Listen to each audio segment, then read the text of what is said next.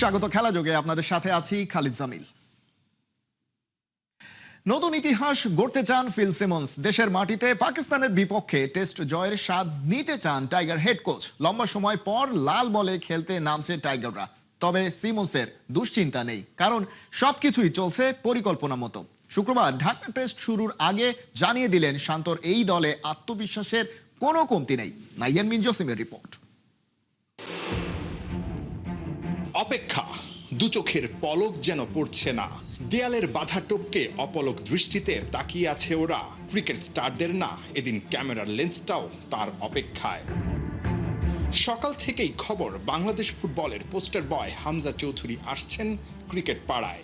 সব আগ্রহ যেন হামজাকে ঘিরে। প্রেস কনফারেন্সে এসে সাংবাদিকদের সংখ্যা আর কম ক্যামেরা দেখে টাইগার হেড কোচও অবাক।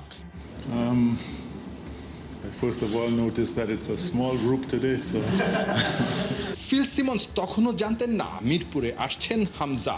নিজের বিজ্ঞাপনের শুটিং, সঙ্গে হামজার দেখার কথা টাইগারদের প্র্যাকটিস। তার আসার খবরে ক্রিকেটারদের মাঝেও যেন ফুটবলের নেশা ধরেছে। কিন্তু যার জন্য অপেক্ষা তিনি আটকে গেছেন ব্যস্ততায়। অবশ্য দেরিতে মিরপুরের উদ্দেশ্যে রওনা হন, কিন্তু ফিরে যান অর্ধেক পথ থেকে, কারণ ততক্ষণে মিরপুরে টাইগাররা সিরিয়াস প্র্যাকটিসে। পাকিস্তানের বিপক্ষে সবশেষ সিরিজটায় টাইগাররা ওদের হোয়াইট ওয়াশ করেছে। রাওয়ালপিন্ডির স্মৃতিটা কি শান্তরা মিরপুরে ফিরিয়ে আনতে পারবে? it's history. That history is gone. You're talking about history now, so we want to make new history now. So রাওয়ালপিন্ডির ইতিহাসটা এখন অতীত। আমরা নতুন ইতিহাস গড়তে চাই। আগের জয় আমাদের আত্মবিশ্বাস দেয় ঠিকই, কিন্তু শুক্রবার থেকে শুরু হতে যাওয়া ম্যাচটি সম্পূর্ণ নতুন। আমরা এখন পাকিস্তানে নয়, বাংলাদেশে খেলছি। তাই পেছনের কথা ভুলে মাঠের খেলায় মনোযোগ দিতে হবে। it's a new game, it's a new place. We're in Bangladesh now, we're not in Pakistan. প্রায় 6 মাসের লম্বা ব্রেক। সাদা বল থেকে লাল বলে মানিয়ে নিতে হবে। চ্যালেঞ্জটা টেস্ট দলের ক্রিকেটারদের জন্য নতুন না। কোচ তাই রাখছেন সবার উপর আস্থা। It's a more mental shift. সাদা বলের ক্রিকেট থেকে লাল বলে মানিয়ে নেওয়াটা মূলত মানসিক ব্যাপার। তবে আমাদের অনেক খেলোয়াড় গত কয়েক মাস ধরে লাল বল নিয়ে কাজ করছেন, তাই এই পরিবর্তনটা খুব একটা কঠিন হবে না। Couple months, so I think it would be an easier shift than you think. শুক্রবার থেকে মিরপুরের হোম অফ ক্রিকেটে শুরু হবে পাকিস্তানের বিপক্ষে 2 ম্যাচ সিরিজের প্রথম টেস্ট।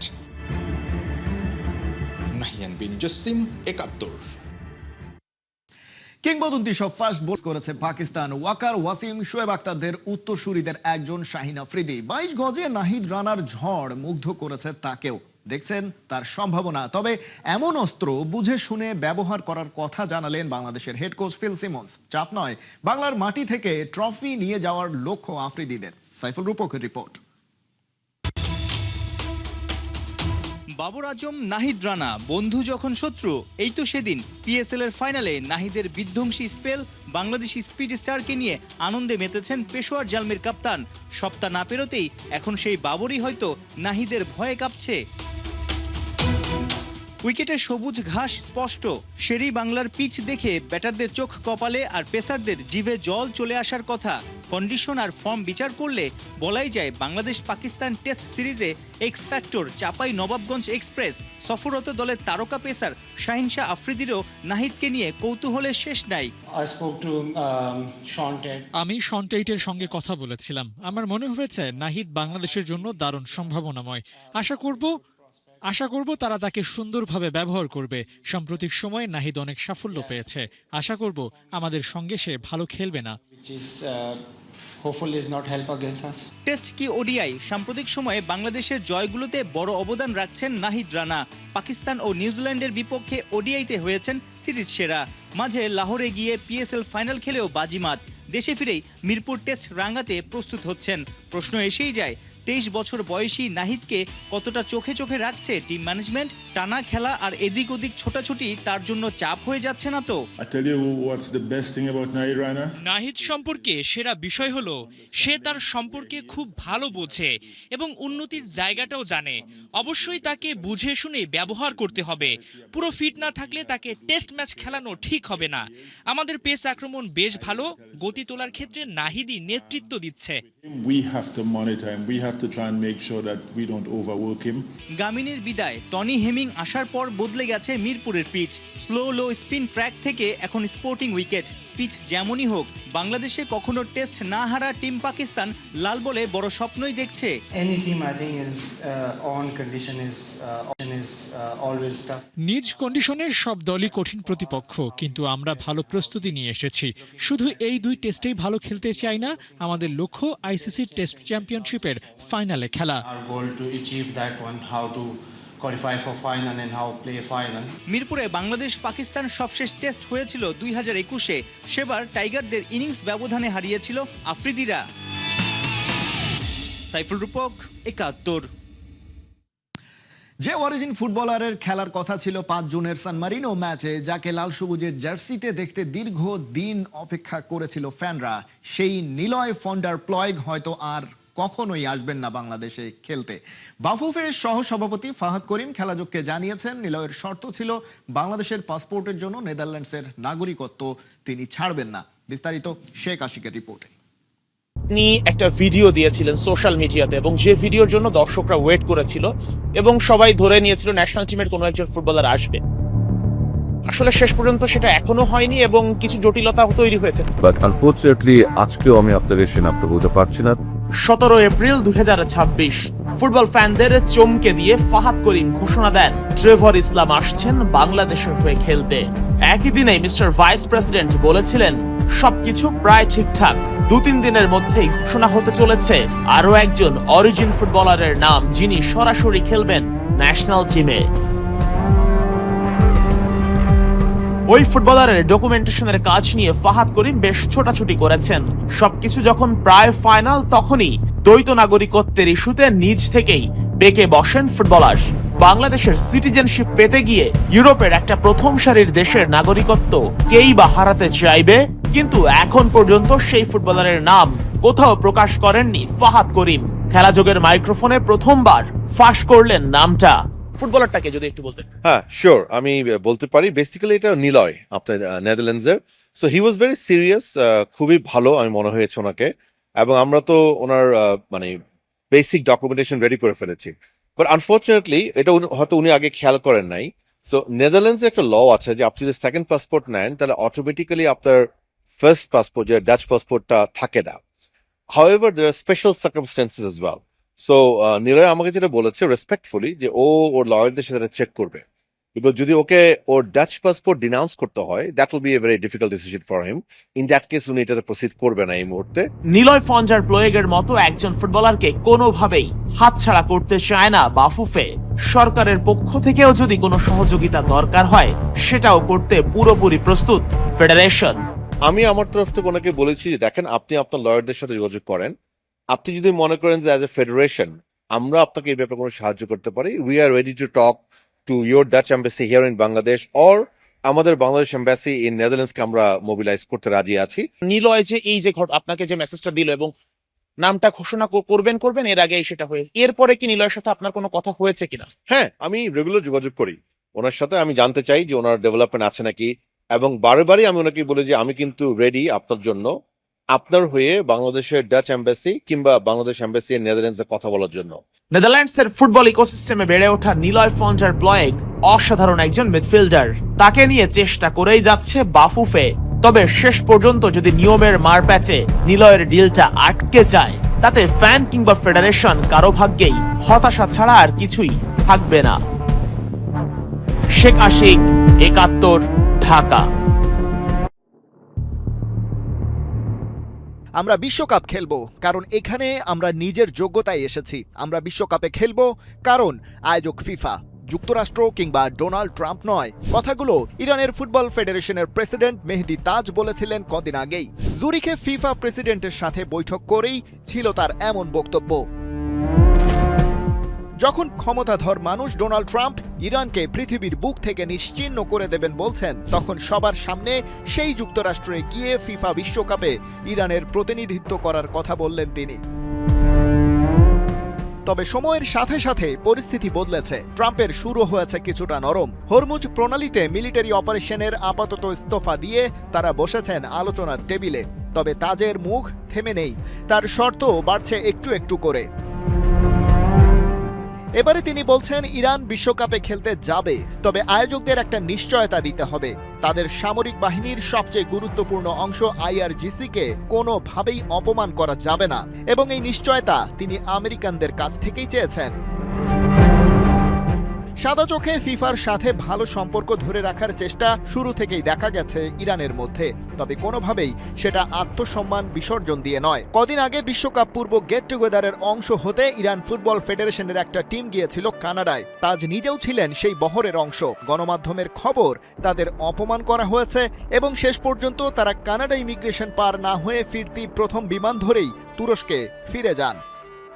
পরে ইরান ফুটবল ফেডারেশন অফিসিয়াল বিবৃতি দিয়ে জানায় বিমানবন্দরের ইমিগ্রেশন কর্মকর্তারা আইআরজিসিকে অপমান করেছে, তাই তারা কানাডার এয়ারপোর্ট থেকেই তুরস্কে ফিরে গেছেন। নিজ দেশে ফিরলেও মেহেদী তাজ কথাগুলো ভোলেননি। তার নতুন বক্তব্যে বলেছেন, ফিফা যেহেতু এই বিশ্বকাপ আয়োজন করছে, তাই তারা চাইলেই এই ধরনের হয়রানি বন্ধ করতে পারে। যদিও পশ্চিম পাড়ার দেশগুলোর মধ্যে আইআরজিসির ব্যাপারে কোনো নমনীয় ভাব নেই, কারণ ইরানি ডেলিগেটদের ফিরে যাওয়ার পর কানাডার অফিসিয়াল বিবৃতি ছিল এমন যে তাদের মাটিতে আইআরজিসির কোনো স্থান নেই। তাজ বলছেন যে দলগুলো প্রথম বিশ্বকাপের জন্য কোয়ালিফাই করেছিল, ইরান তাদের মধ্যে একটি। বৈশ্বিক রাজনৈতিক পরিস্থিতি যাই থাকুক, তারা তাদের বিশ্বকাপ প্রস্তুতি ঠিকভাবেই নিয়েছে। 15ই জুন লস অ্যাঞ্জেলসে নিউজিল্যান্ডের বিপক্ষে ম্যাচ দিয়ে নিজেদের অভিযান শুরু করবে ইরান। এরপর একই স্টেডিয়ামে 21 জুন বেলজিয়ামের বিপক্ষে লড়াই, আর 26 জুন সিয়াটলে গ্রুপ পর্বের শেষ ম্যাচে তাদের প্রতিপক্ষ মিশর। খালিদ জামিল, একাত্তর।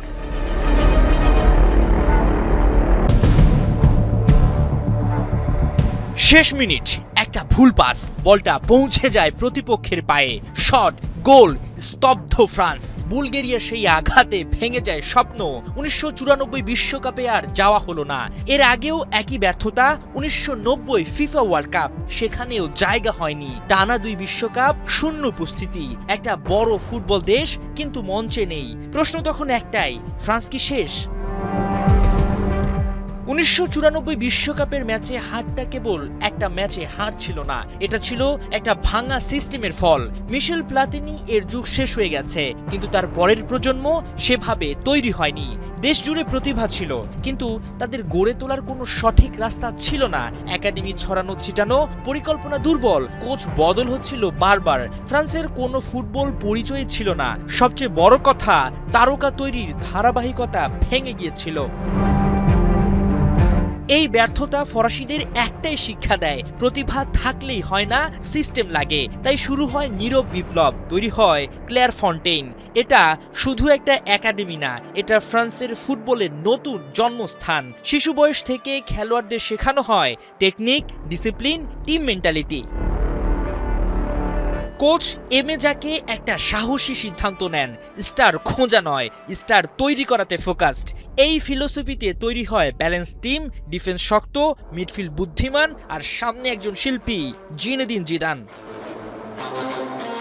নিজেদের মাটিতে 1998 ফিফা বিশ্বকাপ ফাইনালে জিদানের 2 হেড, একটা জাতির স্বপ্ন পূরণ, ফ্রান্স বিশ্ব চ্যাম্পিয়ন। মাত্র 5 বছর আগে যারা কাঁদছিল তারাই লিখে ইতিহাস।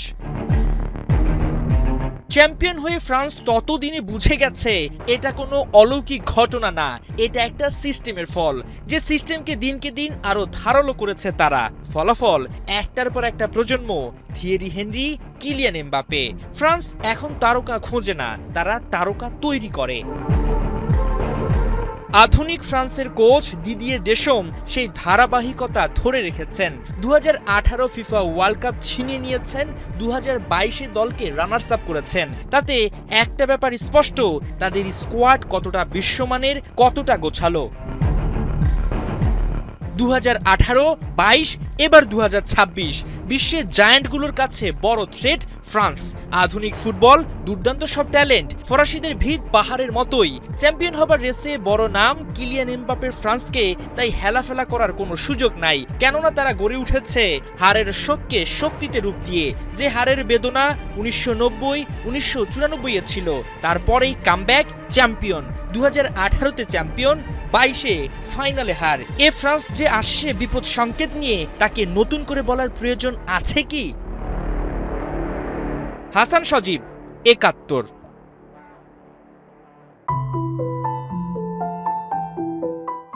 এটা শুধু ফুটবল ম্যাচ নয়, এটা 90 মিনিটের বারুদের বক্স। এক পাশে আলিয়ান্সের লাল আগুন, অন্য পাশে প্যারিসের নীল ঝড়। প্রথম লেগে 9 গোলের ঝড় তুলে লিড নিয়ে মিউনিকে এসেছে পিএসজি, কিন্তু বায়ার্নের মাঠে 1 গোলের লিড অনেক সময় কাগজের ঢালের মতো, দেখতে আছে আঘাত লাগলেই ছিঁড়ে যেতে পারে। প্যারিসের প্রথম লেগ যেন ছিল ভিডিও গেমের স্কোরলাইন। কেইনের পেনাল্টিতে বায়ার্ন এগিয়ে, কাভারাৎসকেলিয়ার জবাব, নেভেসের হেড, অলিসের সমতা, দেম্বেলের পেনাল্টি। প্রথমার্ধেই ফুটবল যেন শ্বাস নিতে ভুলে যায়। এরপর কাভারা ও দেম্বেলের দ্বিতীয় আঘাতে পিএসজি 5-2, কিন্তু উপামেকানো আর লুইস দিয়াস শেষ মুহূর্তে টাইকে আবারও জাগিয়ে তোলেন। স্কোর 5-4, গল্প এখনো জীবিত। ভিনসেন্ট কম্পানির বায়ার্ন জানে আজ হিসাবের ফুটবল নয়, আজ দরকার হৃদস্পন্দনের ফুটবল। রক্ষণে তালা মেরে নয়, আক্রমণে হাতুড়ি দিয়েই ভাঙতে হবে দরজা। এই মৌসুমে বুন্দেসলিগায় 32 ম্যাচে 116 গোল। বায়ার্ন যেন এখন গোল করে না, গোলের বন্যা বয়ে দেয়। তবে সেই ঝড়ের ভেতরেও ফাঁক আছে। শেষ 6 ম্যাচে 16 গোল হজম করেছে তারা, অর্থাৎ সামনে বজ্রপাত, পেছনে ঝুঁকির জানালা। বায়ার্নের সমীকরণ পরিষ্কার, জিততেই হবে।